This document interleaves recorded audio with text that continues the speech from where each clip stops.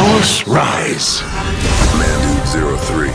They've slayed the dragon. It's Chase Briscoe who wins it. KS. The Canadians win the Stanley Cup.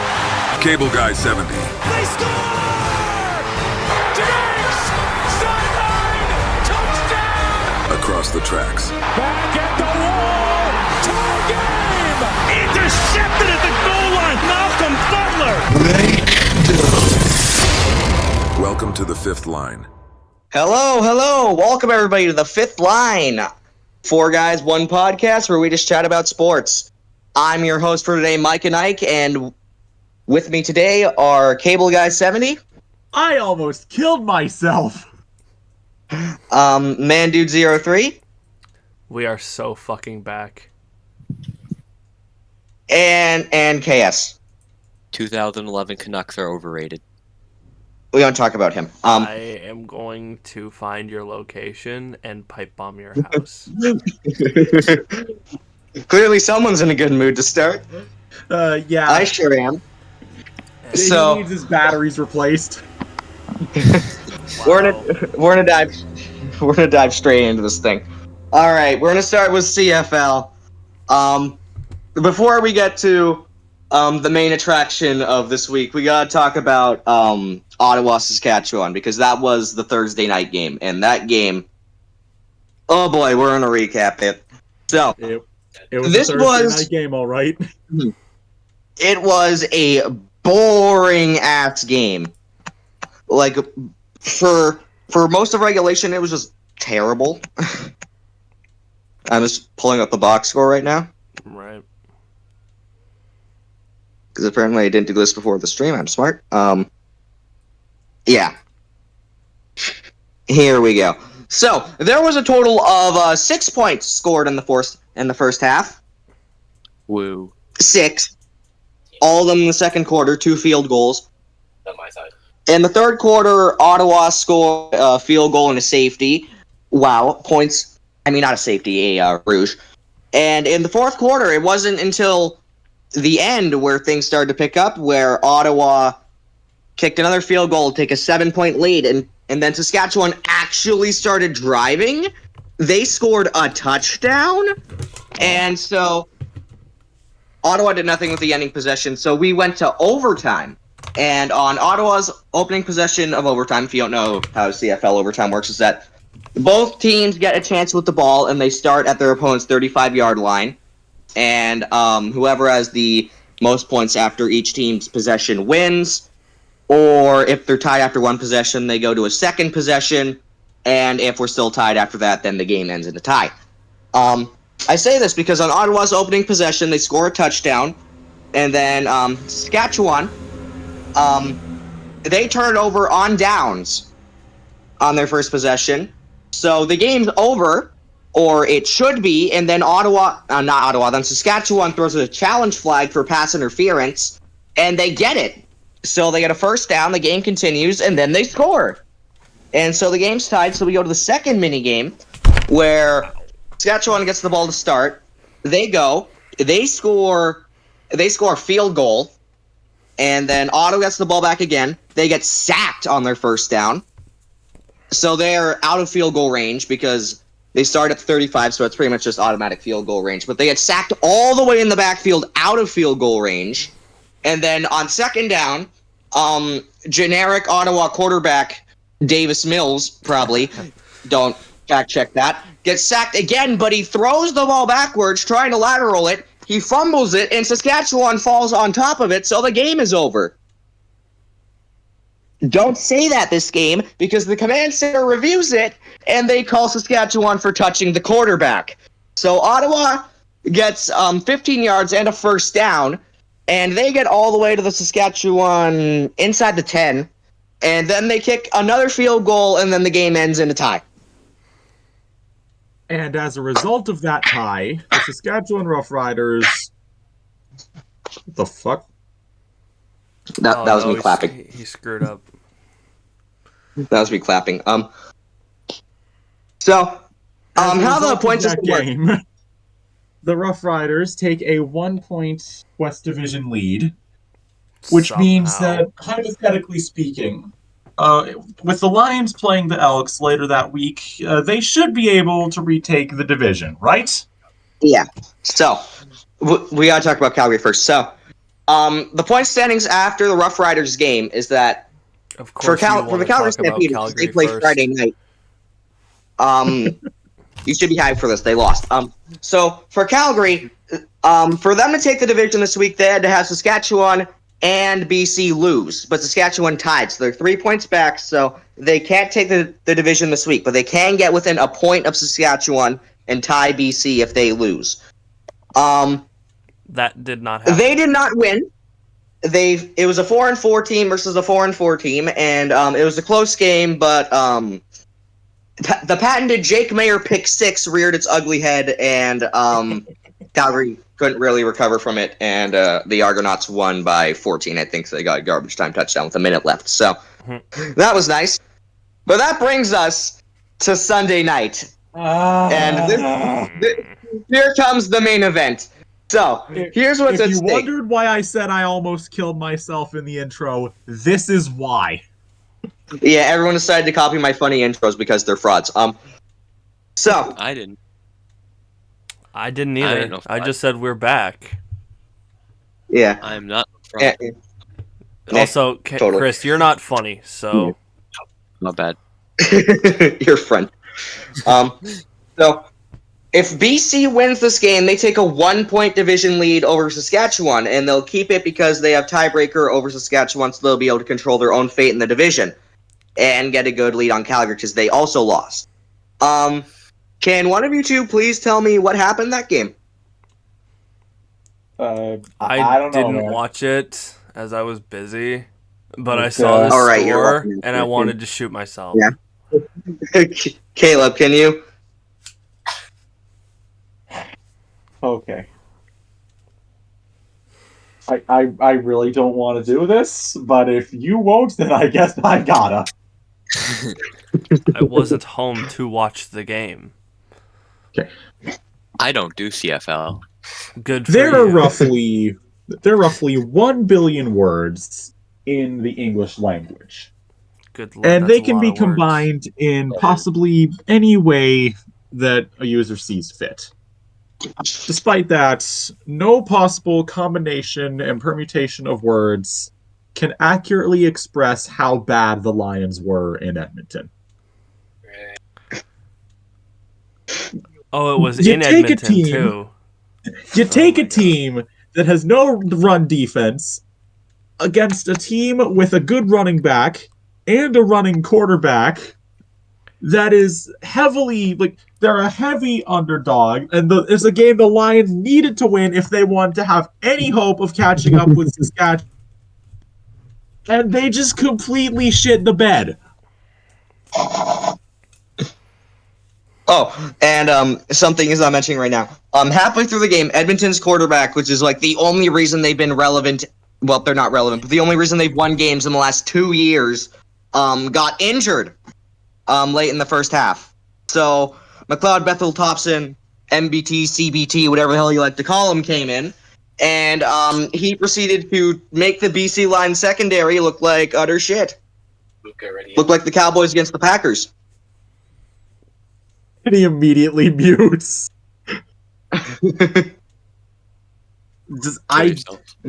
I don't understand how a team that views themselves as competitive, a team that's gone to the West Final in the last 2 years, can lose 33-16 to the worst team in the CFL.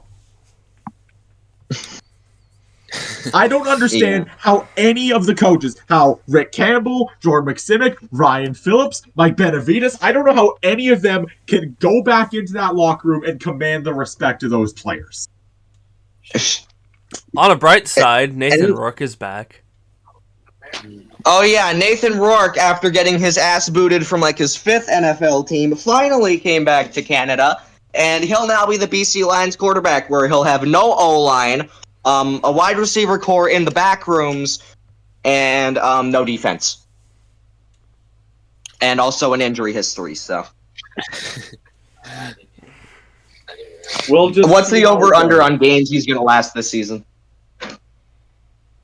Well, We're still gonna win the Grey Cup because it's Nathan fucking Rourke, and we're so back. I'd rather. He's gonna play wide receiver and offensive line and cornerback. He probably could.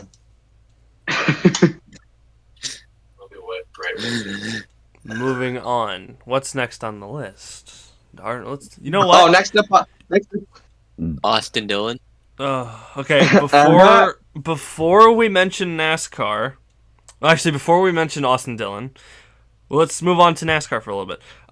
So apparently, Eric Jones, Caleb's favorite driver over here, has signed a multi-year contract with Legacy Motor Club. Woo! So he is sticking with the team in mediocrity for the next 3 years minimum. He is like the worst Austin Dillon. I wouldn't say that. I wouldn't say that. 2020 clash. 2020 clash. Eric Jones had talent. You could see the 2020 Daytona Clash for details. Yeah, that was the most talented race ever. He got caught up in every crash and won. That's talent right there. Austin Dillon was caught up in one crash and DNF'd that race. Now, fraud. No, Dillon finished that race. He was in second, I'm pretty sure. No, I think he wrecked. Now, realistically speaking... 2020 Clash, yeah. Because he was involved in a crash with like 2 to go, and then another overtime finish happened. I don't know. It was a weird... 6 cars survived, I think it was. Yes, 6 cars. And Denny Hamlin finished 6th, 1 lap down, so... Yeah, Austin Dillon finished second in that race. Yeah, I was right. He did? Oh, okay. Yeah, he was in second. Well, Austin Dillon was actually good in 2020, so I'll give him that. So, sometime. Even though he didn't win. He did. He won Texas that year. He won? Yeah, he won Texas. No, that was 2021 he won Texas. No, that was 2020. He went winless in 2021 and missed the playoffs. We were right. Fraud. Yes, fraud. He lost talent. Okay, I'm gonna praise Austin Dillon for this next one. He almost made he made the round of 12 in 2020, didn't he? I think so. And yeah, he raced really well, actually. Yeah, he did. He pointed his way into the round of 12 that year, and well, I guess now it's time to shit on him. Yay. Yeah. If you didn't know, Austin Dillon is my favorite driver. So somehow, and as a fan of a driver who is 32nd in points, 32nd in points before this race, has 4 wins to his career, and hasn't been good in well over a decade. Well, 2020 he's only been in the Cup Series for a decade.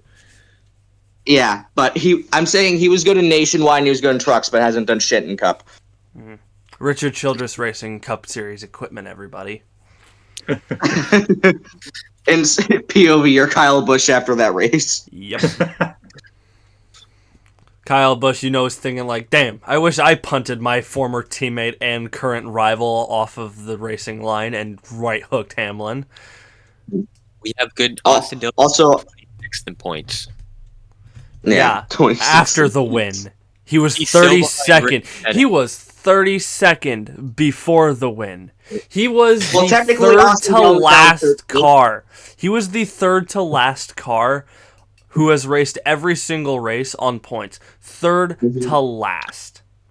The only cars he was ahead of. The only 2 cars he was ahead of were Harrison Burton and Zane Smith. Yeah, like he was behind Rick fucking Ware. Yeah, he was behind Daniel Hemrick, Corey LaJoie, Justin Haley, Eric Jones. Now, by the way, he missed 2 races, and he was still ahead of Austin Dillon in points.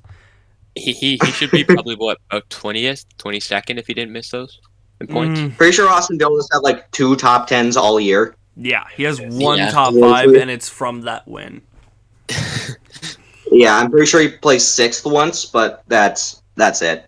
That's besides the point. A 6th place finish ain't gonna get you anywhere. Yeah. So, Austin Dillon, apparently his car had his Wheaties that day because he actually was running up front. For the first time in literal years, Auston Dillon was running up front all day. He started in row 3 next to Christopher Bell, and after Christopher Bell lost talent on pit road, it was pretty much there was 3 cars that really were in contention for the win after Bell lost talent. It was Joey Logano, Denny Hamlin, and Auston Dillon. And so after the final round of pit stops, Dillon's on prime tires, I think. I'm pretty sure all the top 3 was on prime tires. So Dillon makes a pass on Hamlin, and so with like 60 laps to go, he has to get around Logano. He slowly inches his way up. I'm pretty sure it's like a second and a half back to start, but he slowly closes in the gap, and with around 30 to go, I'm pretty sure, he makes the pass and starts to drive away. But there's a problem. Daniel Suarez, who just pitted for option tires and is on the lead lap now after he passed the leaders, is fast charging on Dillon. He's gaining like a half a second per lap with like 20 to go. And he's like 13 seconds back. But his tires eventually wear out, and his pace starts to slow down. So Dillon pretty much has the race on lock, unless his like engine explodes or something. And then Ricky Stenhouse Jr. intensified. Right in front of him, Ricky Stenhouse Jr. and Ryan Preece probably fighting for like 33rd or something, average Auston Dillon position every race. But Stenhouse gets under Ryan Preece, which, by the way, these two have wrecked like 5 times this year. Here, if you can't believe that. Ryan Preece actually caused the caution to end the Indy race 2 weeks ago. Yeah, so Stenhouse, for some reason, can't get under Ryan Preece because he has no talent, and turns him right in front of Auston Dillon, the leader, and brings out the caution with a lap and a half to go, bringing us to NASCAR overtime. I will give Auston Dillon credit for this. He has more talent than Ricky Stenhouse. Yeah, he got absolutely fucked over. He got absolutely fucked over. If he lost that race, I would have been pissed off that. I was okay. I'm about to say something I never thought I would ever say in my life. But when Joey Logano took the lead on that restart, I cheered. Because I did not want a driver who was 32nd in points, is having the worst season of his career since 2019, and has only collected one singular top 10 finish through 23 races across the entire season. And he's now in the playoffs, and he now gets to compete for the Cup Series championship. Is he going to win it? Fuck no, he's going to be eliminated in the first round. Absolutely. He's going to be 16th in the points by the end of the first round. But to do that, he has to now pass Joey Logano, because on the restart, after pitting for option tires because he's out of prime, so everyone is now on prime tires. The top cars are now on prime tires, and off the restart, Auston Dillon takes the bottom and immediately loses talent. Has a shitty restart. Joey Logano takes the lead. Sorry to interrupt here, but I was listening to Actions Detrimental last night, fellow NASCAR podcast, hosted by one of the drivers involved in that wreck, Denny Hamlin. I was listening to that, and apparently his co-host, Jared, said that Auston Dillon is last place in terms of restarts. Like, he apparently is minus 87 on restarts. Like, he has lost 87 positions on restarts all year. I can believe that. Minus 87. Mm-hmm. And somehow that's still better than San Jose's goal differential from last year. Auston Dillon is this year's Washington Capitals. Yeah, yes. 100% yes. He is literally he's the Washington Capitals if they didn't have Alex Ovechkin. And still made the playoffs. Yeah, exactly. Alex Ovechkin is just the number 3 itself. And John Carlson becomes 40 in 1 year. All right, back so to the anyway, race. Logano takes the white flag. He's about 4 or 5 car lengths. Well, no, not 4 or 5. He's 4 at one point on the straightaway on the final lap ahead of Dillon. And so Dylan's in second. He has to do something freaking crazy to be able to pass Logano, because if he finishes second here, he's not making the playoffs. He's gonna jump to like 32nd. He's in 32nd. Sorry, he's gonna jump to like what 26th. Woohoo! So he needs this win if he wants to go to the playoffs. So he fucking sends it into turn 3 and 4, and straight races over Logano, gets him straight into the wall. He just runs him over, like. Yeah, he runs him over. Like, I know this sounds stupid, but I think running Logano over is the reason why everyone's going, "Oh, it's a Dale move! It's a Dale move!" Yeah, like we all know how hated Joey Logano is in the NASCAR fan base. It's no secret. So, I'll let yeah, Mike what happens after? I'll let Mike and I finish, but we have an NHL trade. It's kind of small, but yeah. Ooh. Okay, we'll see that in a bit. But after the Logano thing, which is kind of dumb, but again, Daytona 2018, not the most unprecedented thing ever. So then Denny Hamlin is on the bottom line. He's just trying to sneak past Dylan and try to steal a win. And then Dylan goes, have you heard about our Lord and Savior, Jesus Christ? And then right hooks him straight into the fucking wall, and gets the checkered flag to win the race. Such a bum-headed move. Yeah. I mean, I kind of get it, kind of not really. Like, he saw the race slip away before his eyes with the frickin' Stenhouse thing, so he's probably really pissed at the time. This is the first time he's had a competitive car in like 2 years. And he deserved to actually win a race before the wreck. Yeah. This is the first time he's actually like straight up outpaced the entire field. Besides Bell, but Bell Shut up. Bell lost talent. Yes, talent. he did. He did. Briscoe was nowhere. Briscoe and Eric Jones were absolutely nowhere near the top 20 even. Yeah. Like they were bad. Like I don't know. Josh Berry is the best qualifier ever, and then he just falls off so hard. Yeah. Every race. Which is so funny because he finished third at this racetrack 4 months ago. Oh yeah, because I think he was in a Hendrick car, not a 4 months ago, not last year. Oh, 4 months. My bad. So yeah, some fucking how Austin Dillon has Mickey Moused his way to his 5th career NASCAR Cup Series win at Richmond, and everyone is pissed. Yeah, I don't understand except you, how... because your driver won. Well, I'm kind of pissed because I'd rather have him actually straight up. This is the first time he's actually going to win a race that wasn't some Mickey Mouse stupid bullshit entire field dies in the rain. The only non-Mickey win of Austin Dillon's career was Texas. Because in 2017 Charlotte, he only won that race because Kyle Busch lost gas. 2018 Daytona, he wrecked Eric Almirola. 2020 Texas. Then again, Almirola kind of threw a really shitty block, but that's besides the point. 2020 Texas, he didn't wreck anybody to win. Nothing happened. He won that race fair and square. To be fair about 2020 Texas, that was with a really shitty package where you couldn't pass anyone. True, but still. 2022 Daytona. Everyone wrecked because it was raining. That is the most Mickey win of his career. Austin Dillon, who turned into Lightning McQueen. Yeah, that is the most Mickey win of Austin Dillon's career. By far. Oh, shit.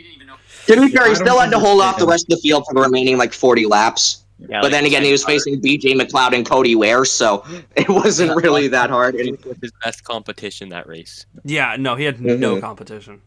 His best competition was Austin. His best competition was Austin Cindric, and he wrecked him out of the way.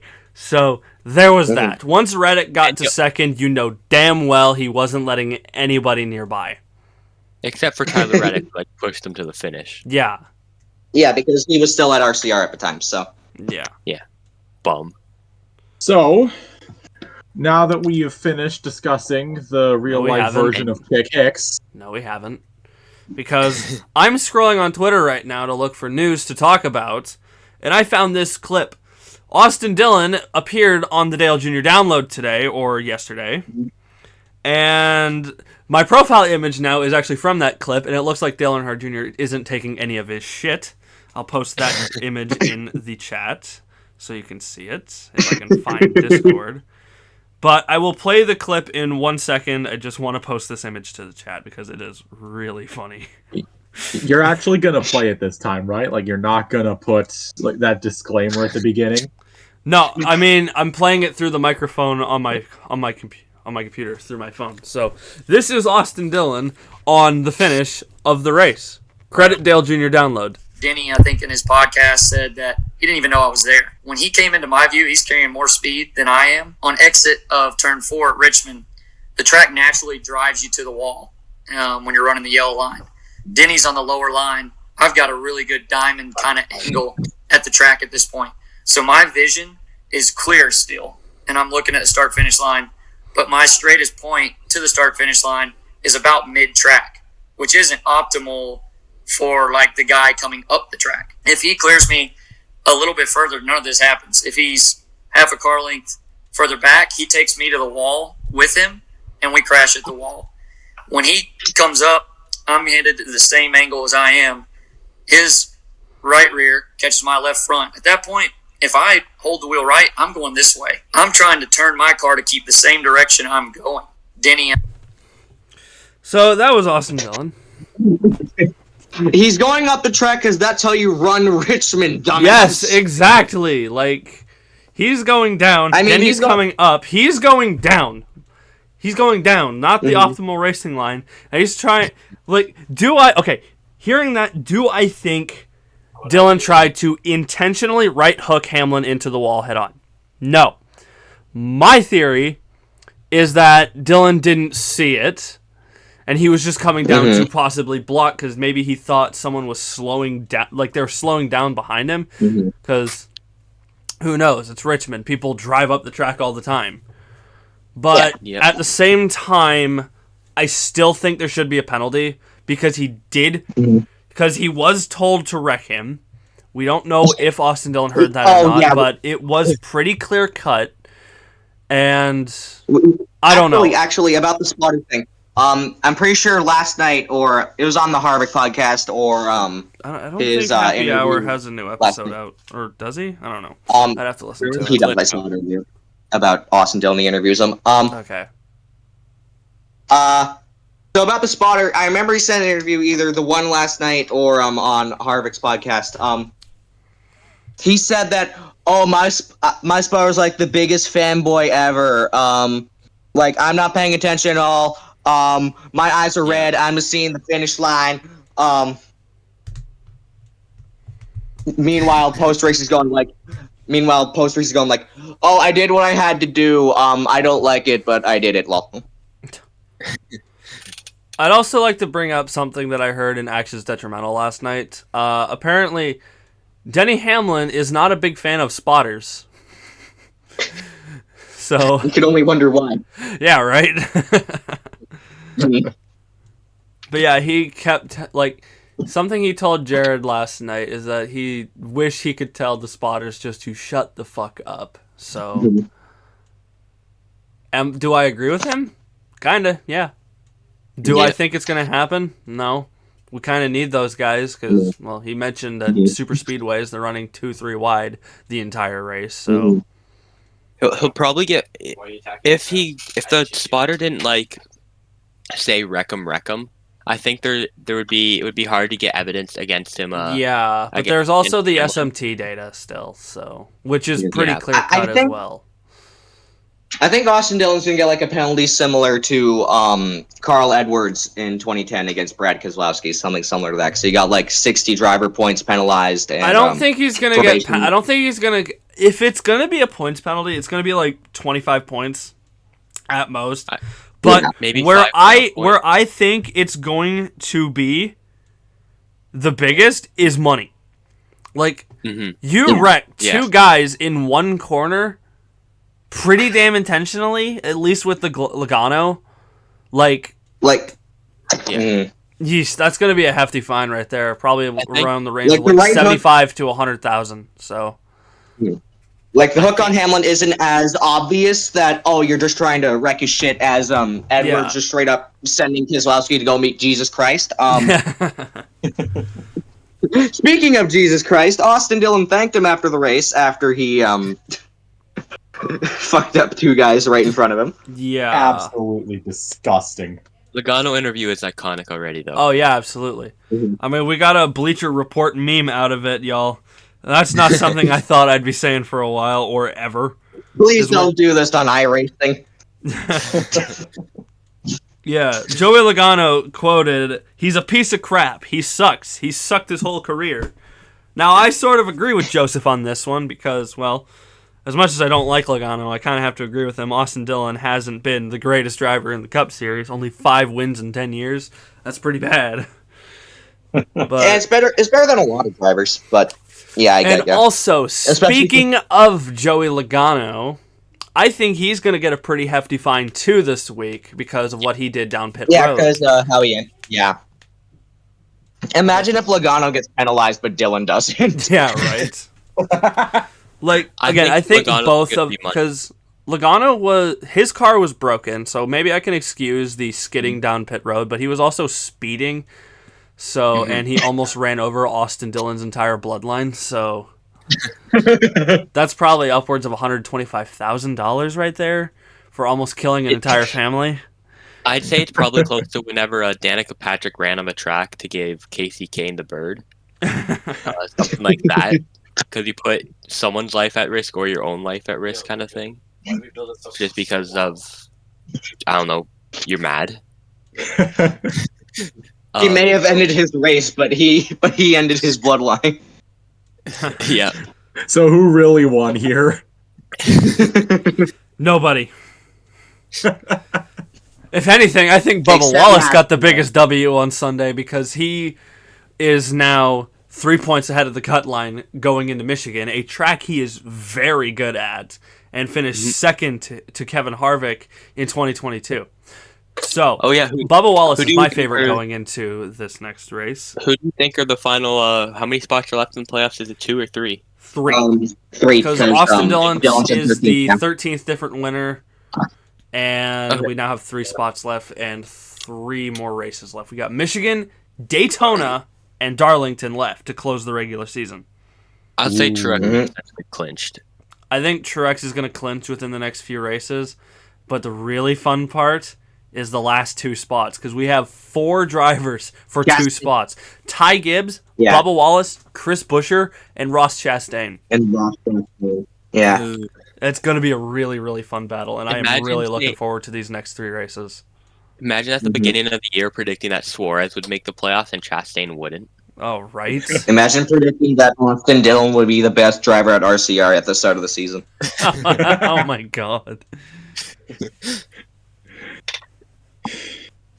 Like, imagine being Kyle Busch running your rundown shit boxes of a car, and then the one good car your team finally has goes to Austin Dillon. Oh my god. Like, Welcome to the NASCAR Cup Series, everybody, where drivers can win by sheer freaking accident. Yep, ask Justin Haley that. Yep. Ask Austin Dillon that. Chris ask Austin Dillon that 4 times. To be fair, Daytona 2018 should be blocked, but yeah. Also, fuel mileage in 2017 was... And everybody shitting the bed. Ran out of gas. And everybody getting wet and wrecking in 2022 at Daytona. Remember? He did have to dodge. Well, no, he didn't really dodge. He just kind of drove forward, and no one ran into him, surprisingly. But Dynaco is all mine intensifies. And he did have to hold off. Oh my God, Cody Ware, BJ McLeod. Oh my God, this is the toughest competition. Noah Gragson. Richard Petty is trembling in his boots right now.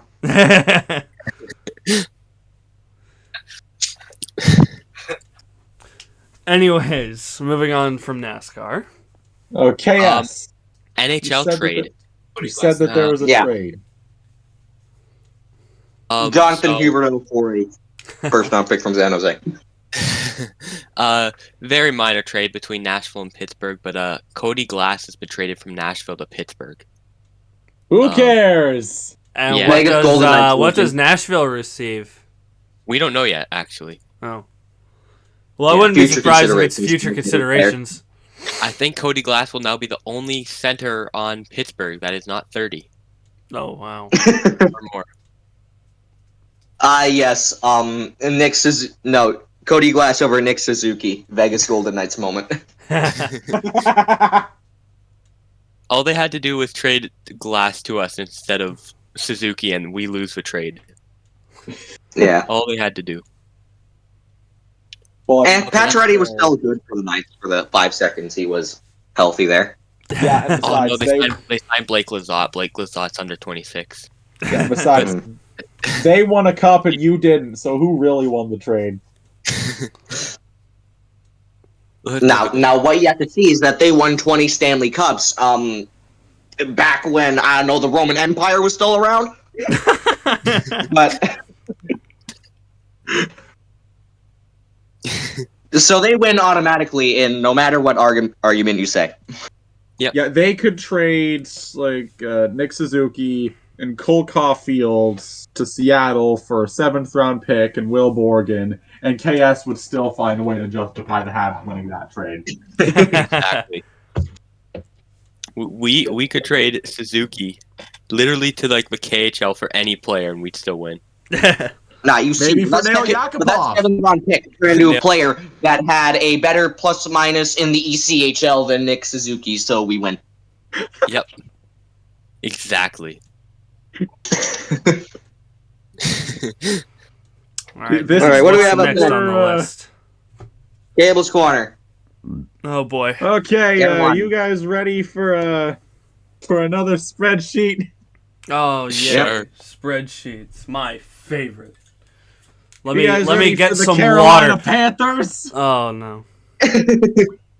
The greatest team of all time based on win percentage. 2000 the NFC champions.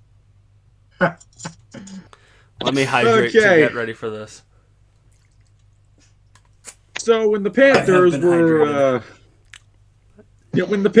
were born, they hired a guy named Dom Capers. Before he was hired by the Panthers, he was the defensive coordinator in Pittsburgh, and before that, he was the linebackers coach with the Saints, where he helped develop the Dome Patrol. He lasted from 1995 to 1998. He won 30 games, lost 24, led them to exactly 1 division title, and led them to only 1 playoff win, but that playoff win was against the reigning Super Bowl champion Dallas Cowboys, something that we don't get to say very often anymore. Your win. Eventually, they realized that Dom Capers was shit, and after he got fired, they hired a guy named George Seifert. He was the head coach in San Francisco, and he helped maintain the 49ers dynasty with, Steve Young and Jerry Rice. Don't know if Roger Craig was still there. And they very quickly realized that maybe the players made the coach look good in this instance. From 1999 to 2001, George only won 16 games. He lost 32, did not lead them to the playoffs a single time, and most famously... They're melting his brain. They are. Yeah, that actually sums up what George Seifert was like with the Panthers. I think you might need to hand him some of the bleach.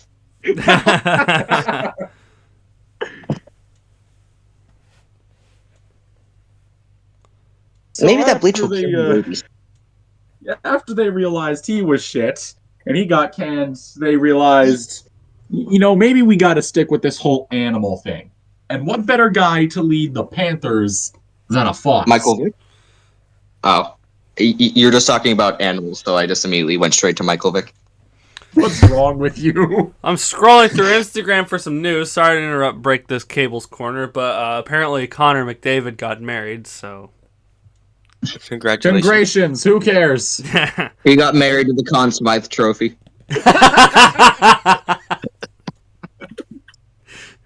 Back to Cable's Corner. It's the most important trophy he's going to win. Might as well celebrate it. We now return to your regularly scheduled info dump. John Fox was most recently the defensive coordinator of the New York Giants. He took them to Super Bowl 45, or 35 rather, where they got their asses kicked by the Ravens. He was in charge for 8 whole years, from 2002 to 2010. He went 73-71, made the playoffs 3 times, won 2 division titles, and had a 5-3 playoff record, but unfortunately couldn't get it done. He does have the distinction of being the first coach in Panthers history to take them to the Super Bowl. But then they kicked it out of bounds with like a minute left, and then Tom Brady did his Tom Brady thing. Yeah. So after John Fox's contract expired, they didn't fire him. They just let him go to Denver with dignity.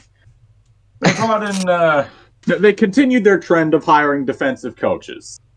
And most often, a good defensive coach was a good defensive player. And they hired someone from what I believe to be the greatest defensive team in NFL history, the 1985 Chicago Bears. Specifically, they got one of their old linebackers, Ron Rivera.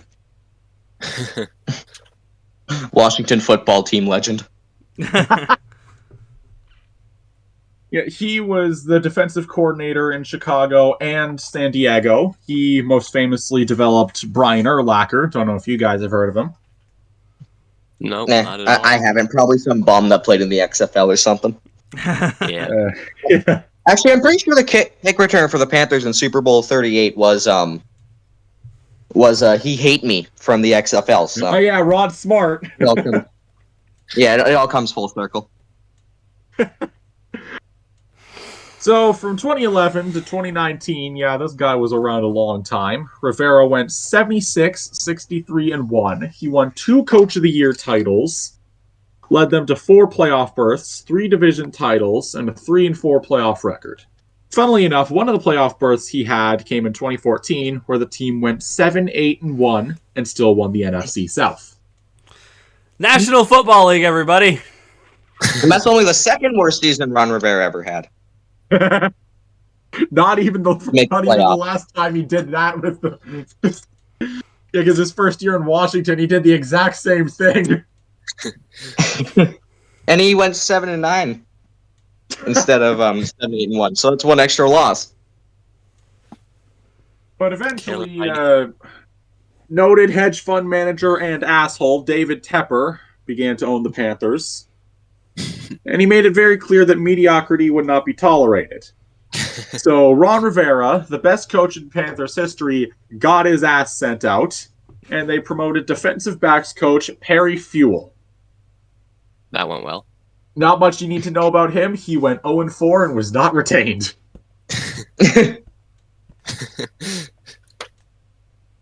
And then, the Panthers have began to do... I really need to... Words are hard. They are. Words are hard, just like the BC Lions defense. Now, that's not hard. That's like used toilet paper. I'm going to commit a felony. They're about as hard as Play-Doh. I actually swallowed Play-Doh once. Why? Me too. It was delicious. You need help. I know. All right, next week. Next week on the 5th line, Caleb will not be here as we are sending his ass into Arkham Asylum. I thought we were sending KS back to France. Yeah, all right, it'll just be me. It'll just be me and Dylan hosting next week. So we're out half our team. We're into a fight to the death. Fight to the death in Arkham to see who comes back. Oh jeez, I called the Joker. No, we're going to Detroit. Oh no. No, not Detroit. Anywhere but there. No, we're headed to Wyoming instead. Oh god. Yeah, that's close to Wisconsin. Totally. It's closer to Minnesota. I've got home field advantage. Shut up. Shut up. Get back in the asylum. Okay, getting back to the Panthers. Matt Rule, he helped revive Temple and Baylor from being shit to being slightly less shit.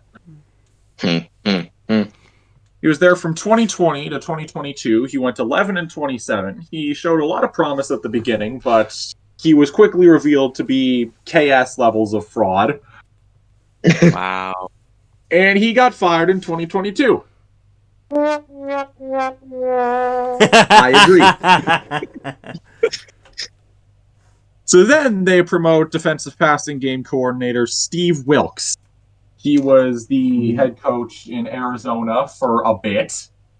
And he was also previously the defensive coordinator in Carolina when McDermott got hired away from them.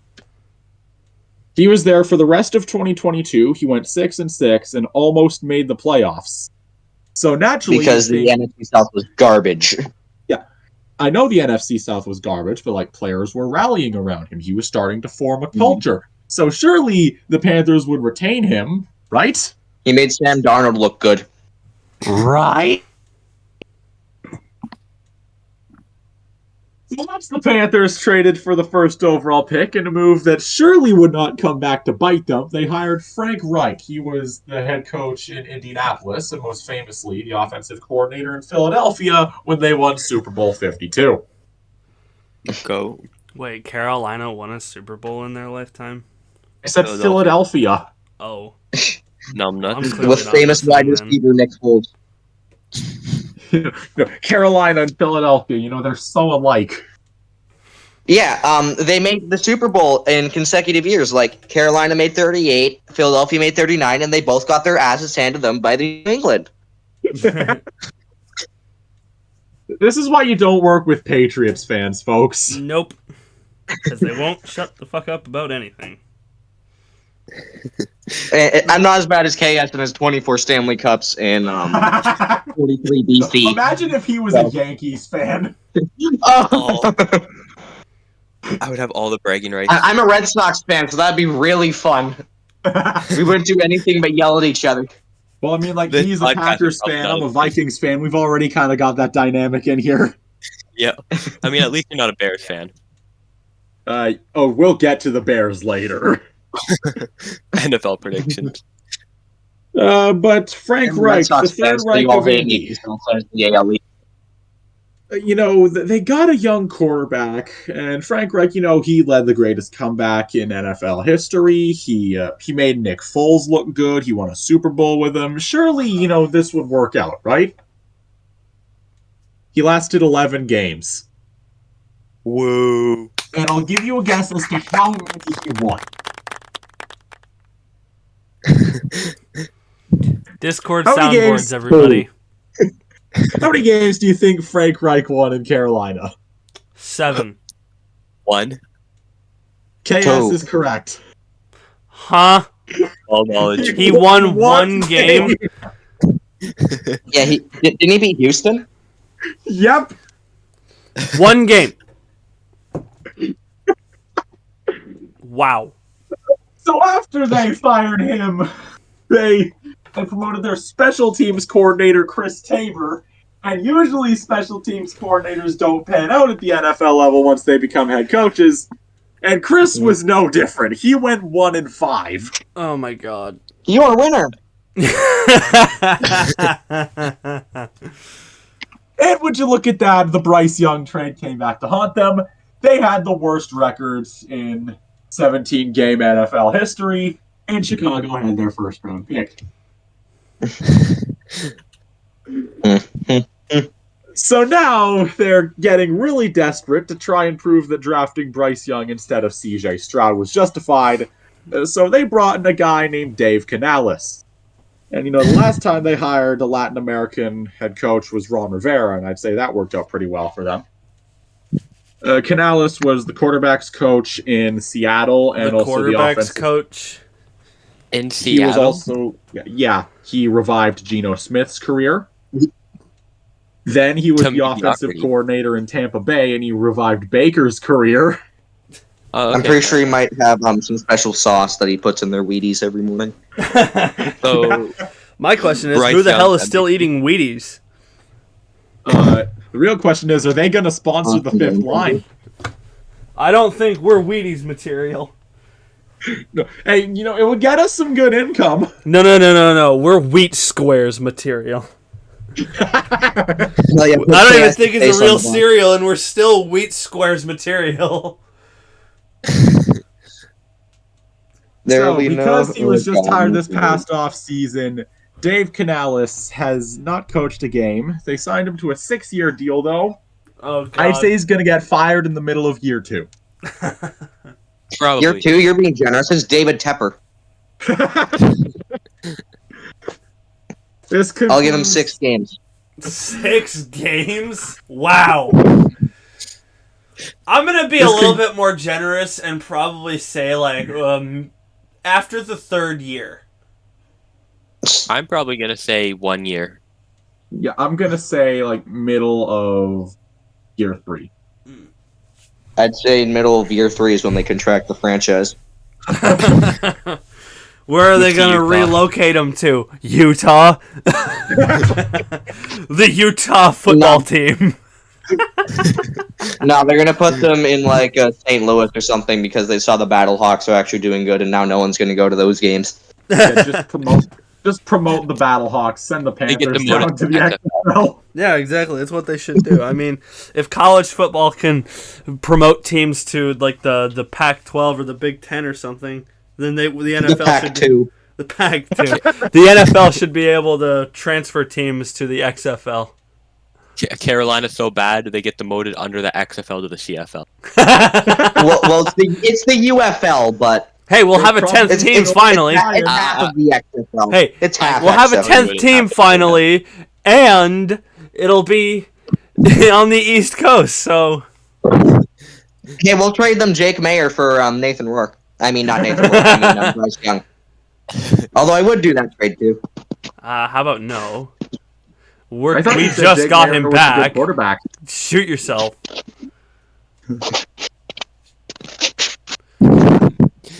Okay, this concludes this week's episode of Cable's Corner. Who do you guys want me to cover next week? Packers. Yeah, the Packers. Okay, we're moving on. This is a good subject to bring up now. Auston Matthews is expected to become the 26th captain in Toronto Maple Leafs franchise history tomorrow morning. So they're just gonna tattoo the C onto his forehead. It's so big they could probably fit it there. Oh, probably. He's got a 6 head. Twirl his mustache into a C. Have you seen the handlebar mustache? God, I hate to see that. Fucking. He looks like your local cop.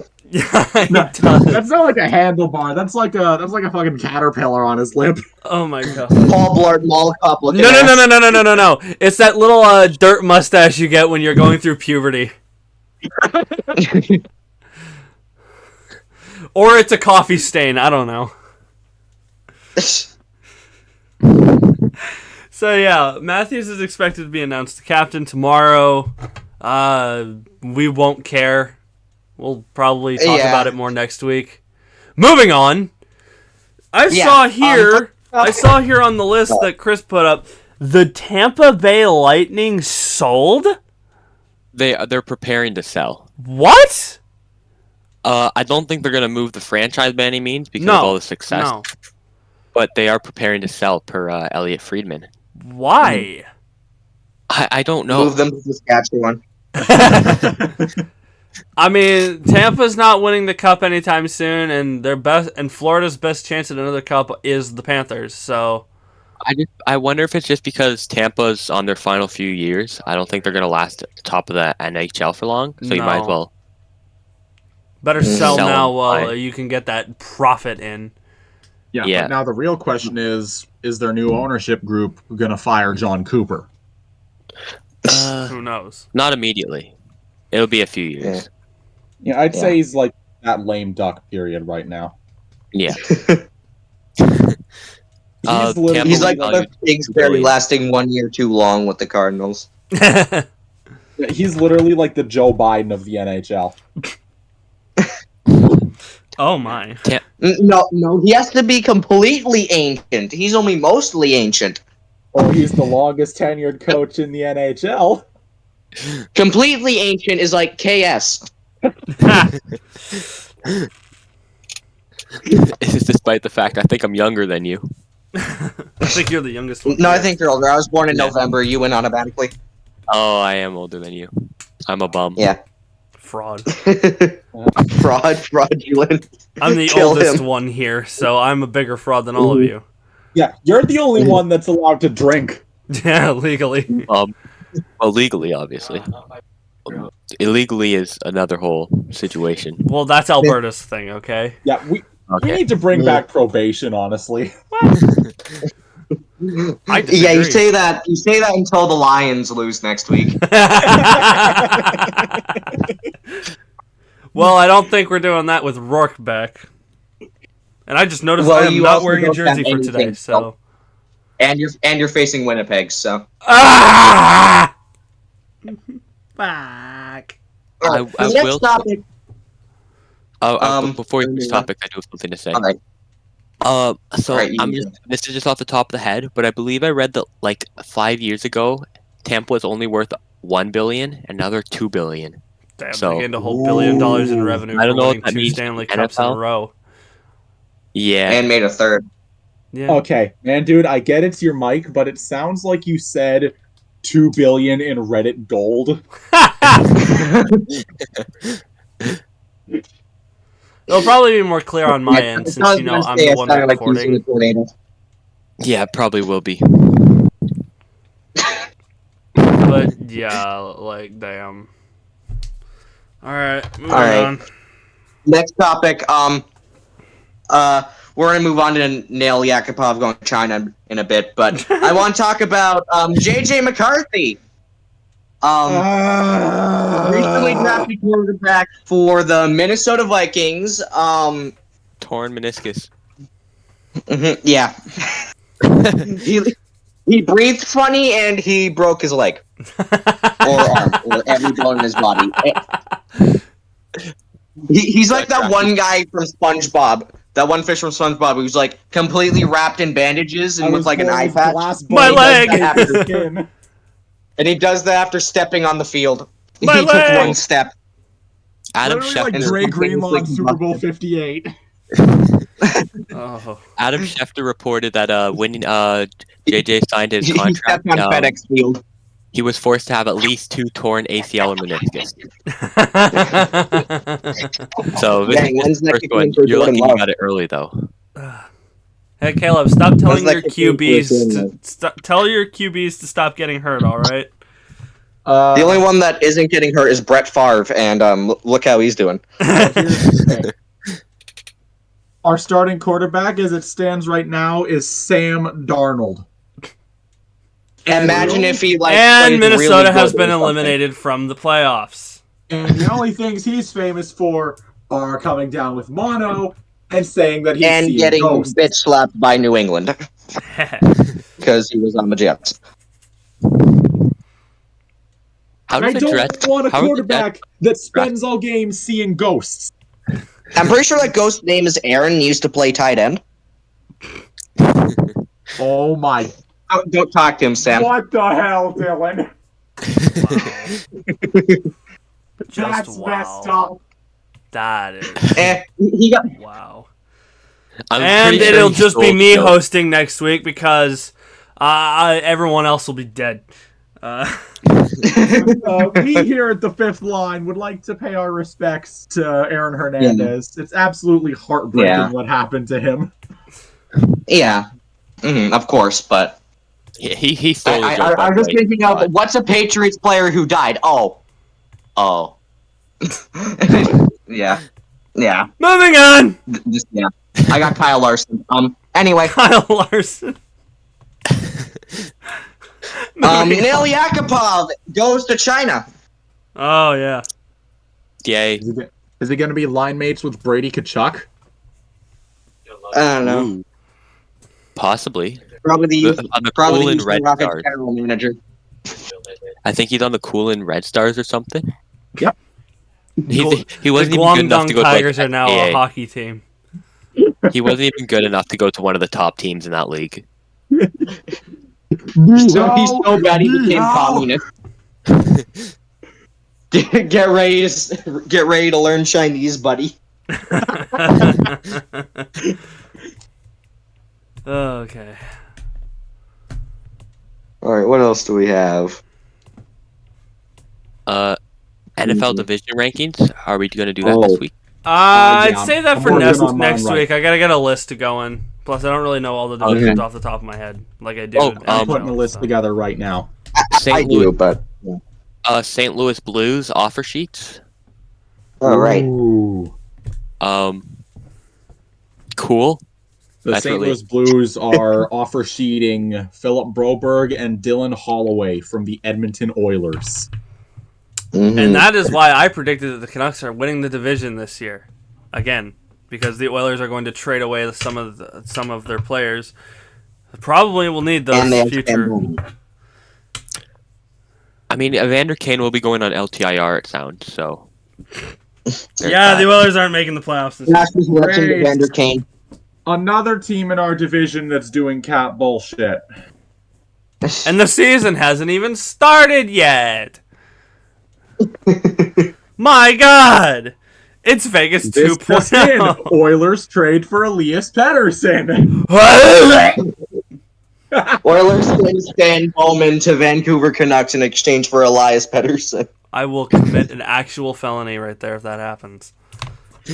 Moving on before I get angry. Imagine if they fire Rick Tocchet and you hire Joel Quenneville to take his place. This wraps up this episode of The Fifth Line. He's done. He's going home. Well, gents, we've hit the hour mark. Closing statements or last topics. We haven't done those the lists. What, the predictions list? We're doing that. No, the NHL player list. We forgot to do the top 10. We'll do that next week. I'm hosting next week. So, I don't even know if I want to roll out of bed next week. So, it'll just be 3 of us next episode. But who's going to be uploading it? Who's going to be uploading it if I'm not here? I got the channel. I got the clout. We'll upload it to Kabel guy. You have like 12 subscribers, right? I have 14. He's our clip channel. Leave him alone. We can just make a dedicated Fifth Line channel. Yeah. That sounds good. 15 subscribers, and I haven't posted a video because I'm like that. You also have friends. Somehow. They're all French. Yep. All right. Closing statements. I still hate all of you guys. You're welcome. And else. Oh boy. Fuck yeah, Rourke is back. I think we should make that bottle of bleach as our mascot. Oh my god. Just draw a face on it and then post an image of it, and we'll have that just be our new logo. Alrighty. Yeah, I guess that's the end of this episode. Thank God it's not 2 hours like it was last week. Holy hell. One last thing. Cody Glass got traded on his honeymoon. Oh! That's heartless. Oh, that is foul. He got married 4 days ago. Wow. It's like Danny Jansen getting traded in the middle of a game. Oh my. No, that was just. Oh, speaking of, one last thing. Jaron Duran commits racism. Oh. Kyle Larson. He got suspended 2 games for saying no, it wasn't the Kyle Larson word. It was a homophobic slur. You could probably guess which one. There's a few. With F. Okay. Pretty sure. And yet a commentator got fired and... Wait, who's the guy who hits home runs every time a tragedy happens? As there's a drive in deep left field by Castellanos, Nick it will be a home run, and that'll make it a 4-0 ball game. I don't think I'm be putting on this headset ever again. We at the Fifth Line love Nick Castellanos. Mm-hmm. All right, what's he play for again? Oh, the Phillies. Phillies. Okay. Phillies. So we at the fifth line all love Nick Castellanos. And Yep. he will We be do not like he'll be Philadelphia, driving in a 4-run homer, a grand slam whenever the Phillies play next. So He will be. He'll be driving in a home run whenever the Lions lose next week to signal man dude needing help. oh my god. Yeah, if you hear a loud bang in the Victoria area over the next couple of days. Thank God I'm on the other side of the country. I don't think I live just like 1 hour up the road. Well, an hour? Yeah, we'll more like 3. Well, Nanaimo's not that far. It's 3 hours away. Literally a 1 hour drive. You know, you just hop on the Trans-Canada Highway and you just go. How fast were you going on the Trans-Canada Highway? He's on the highway. He's running on bleach. He's probably going like 180 in a school zone or something. Alrighty. You're hosting. Close us out. All right, everyone. Thank you for watching this week's episode of The Fifth Line. Sorry we are a day late, but unfortunately I had to be a fraud again yesterday. So hope you enjoyed, and we'll see you next week. Woo. Do not play the uke. I had to get like the little sting in at the end. Oh my god. We'll see you next week for when I'm hosting. Goodbye, y'all. If he's still alive. If I'm still alive, yeah. Goodbye, y'all. Force rise. Man 03. They've slayed the dragon.